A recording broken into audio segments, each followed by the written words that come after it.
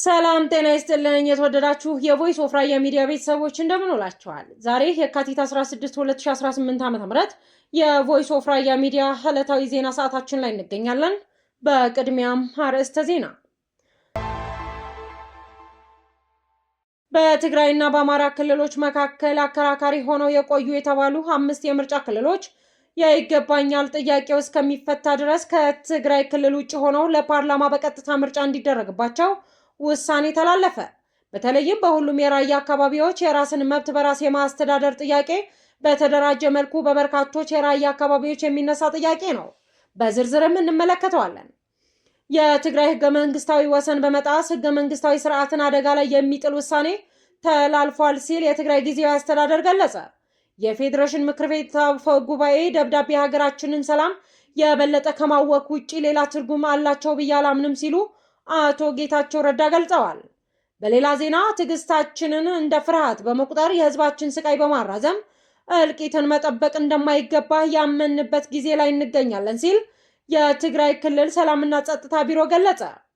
ዳግም ጦርነት ከተጀመረ ህወሓት 75% አሸናፊነትን ተማምኖ እንደሚዋጋ የህወሓት ካድሬዎች የስልጠና ሰነድ አመላከተ።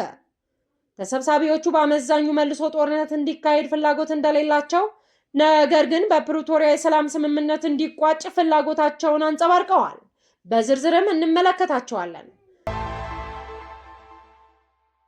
በትግራይና በአማራ ክልል መካከል አከራካሪ ሆነው የቆዩ የተባሉ 5 የምርጫ ክልሎች የይገባኛል ጥያቄ እስከፈታ ድረስ ከትግራይ ክልል ውጭ ሆነው ለፓርላማ በቀጥታ ምርጫ እንዲደረግባቸው ውሳኔ ተላልፈዋል። ውሳኔ የተላለፈባቸው የምርጫ ክልሎች ሁመራ፣ አዲረመጽ፣ ጸለምት፣ ኮረሞፍላና ራያ አላማጣ ናቸው። እነዚህ ምርጫ ክልሎች ከሁለቱ ክልሎች ውጭ ሆነው ምርጫ እንዲካሄድባቸው ውሳኔ ያስተላለፈው የፌዴሬሽን ምክር ቤት ነው።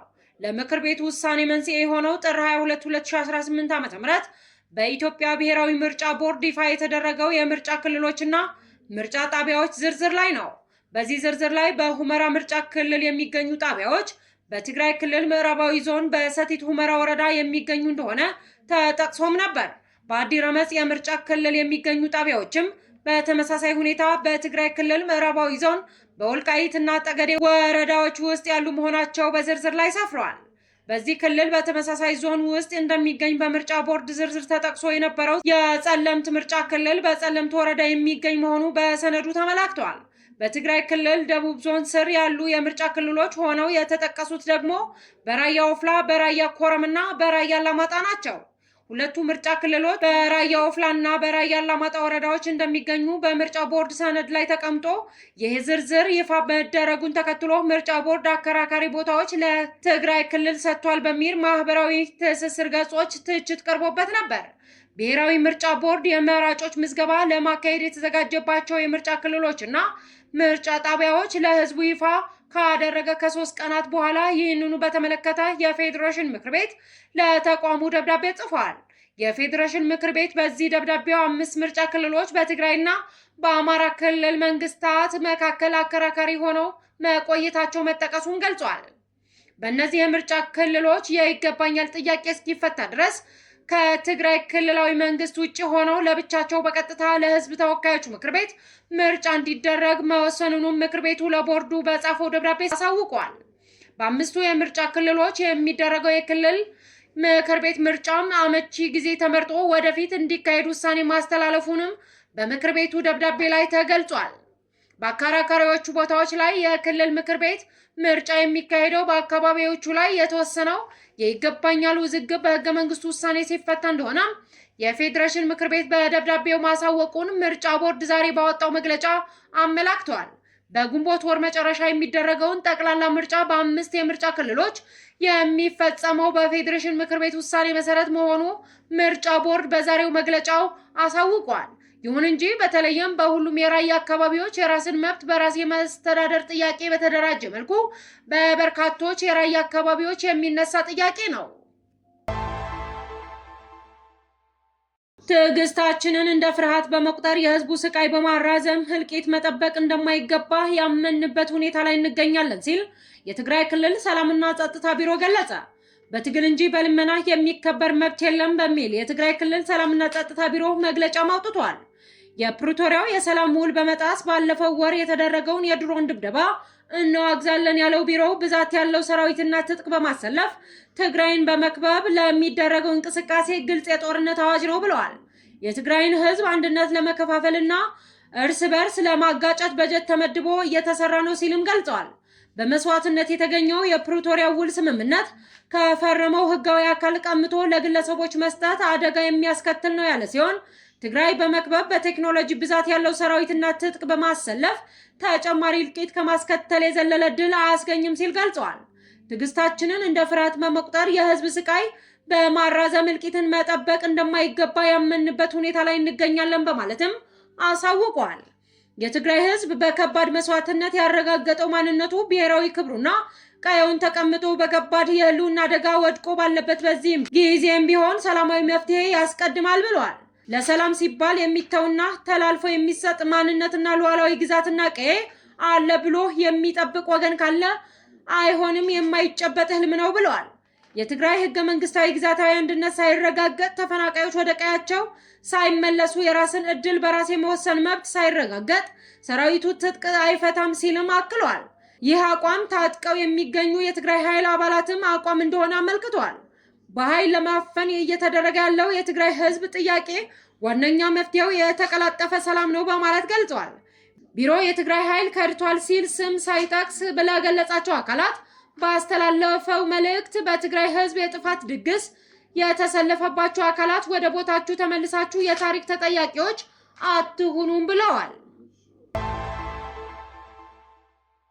ዳግም ጦርነት ከተጀመረ ህወሓት 75 በመቶ አሸናፊነትን ተማምኖ እንደሚዋጋ የህወሓት ካድሬዎች የስልጠና ሰነድ አመላክቷል። ተሰብሳቢዎቹ በአመዛኙ መልሶ ጦርነት እንዲካሄድ ፍላጎት እንደሌላቸው፣ ነገር ግን በፕሪቶሪያው የሰላም ስምምነት እንዲቋጭ ፍላጎታቸውን አንጸባርቀዋል። ባለፉት ቀናት በመላው በትግራይ ከወረዳ እስከ ቀበሌ ሰፋፊ የህዝብ ውይይቶች እየተካሄዱ መሆናቸው ተገልጿል። ከውይይቶቹ ተሳታፊዎች እንደተሰማው ከሆነ በስብሰባዎቹ የሚቀርቡ ሰነዶች በህወሓት ጽሕፈት ቤት የተዘጋጁ ሲሆኑ የስብሰባው ተሳታፊዎች የድርጅት አባልና አባል ያልሆኑ መሆናቸውም ለማወቅ ተችሏል።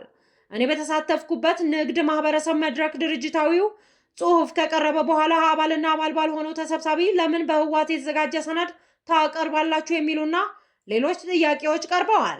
ለቀረቡት ጥያቄና ሌሎች ተዛማጅ ከመድረክ ምላሽ ተሰጥቷል። አሁን ክልሉ በብሔራዊ ኮሚቴ በሚባል በወታደራዊና ህወሓት ጊዜያዊ አስተዳደርና የዲፕሎማሲያዊ ልምድ ካላቸው በተውጣጡ አመራሮች መመራት ላይ እንደሆነ ተገልጿል። ሰነዱ በኮሚቴው የተሰናዳ እንደሆነ የሚያብራራ ምላሽ ስብሰባውን ከሚመሩ ከፍተኛ የህወሓት ካድሬም ተሰጥቷል።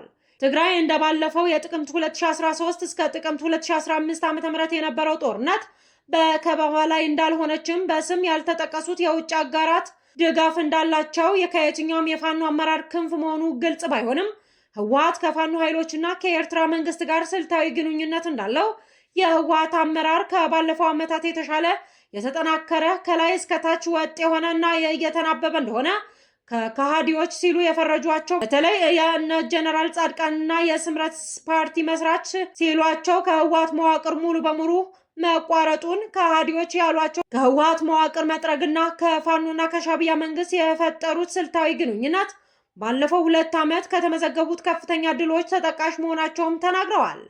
የተተኳሽ እጥረት እንደሌለ ይህንና ሌላ ተደምሮ ደግሞ ጦርነት ከተጀመረ ህወሓት 75 በመቶ አሸናፊነት ተማምኖ እንደሚዋጋ፣ የውጊያው ዋና ዓላማ በወረራ የተያዙ የትግራይ ግዛቶች ማስመለስ እንደሆነ መድረኩን ከመሩ ካድሬዎች ተደምጧል ሲል የትግቫ ዘገባ ያመላክታል። ተሰብሳቢዎቹ በአመዛኙ መልሶ ጦርነት እንዲካሄድ ፍላጎት እንደሌላቸው፣ ነገር ግን በፕሪቶሪያ ሰላም ስምምነት እንዲቋጭ ፍላጎታቸውን አንጸባርቀዋል ተብሏል። በተያያዘም አሁንም በባንኮች የተከሰተው የጥሬ ገንዘብ እጥረት ተባብሶ ቀጥሏል። በየብስና በሰማይ ወጣቶች ትግራይን የመልቀቅ ፍሰት ማቆሚያም አልተገኘለትም ተብሏል። የተወደዳችሁ የቮይስ ኦፍ ራያ ሚዲያ ቤተሰቦች የዛሬ የካቲት 16 2018 የቮይስ ኦፍ ራያ ሚዲያ ዕለታዊ ዜና ጥንቅራችን ይህንን ይመስል ነበር። ስለተከታተላችሁንም እጅግ አድርገን እናመሰግናለን። ሰላም።